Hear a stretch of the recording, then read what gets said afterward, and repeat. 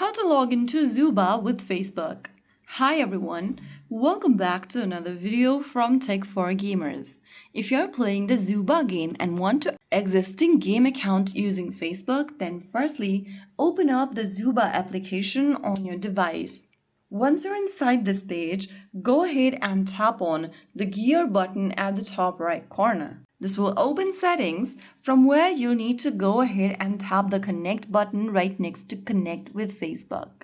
Now, you'll be taken to the login screen. Go ahead and approve your login by entering your Facebook account's credentials. After you do that, you'll see the sync account pop up, click on OK.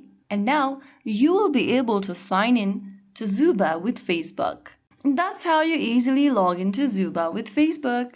If you found the video helpful, don't forget to like, share, and subscribe to our channel. I will see you again in the next video. Stay tuned and thanks for watching.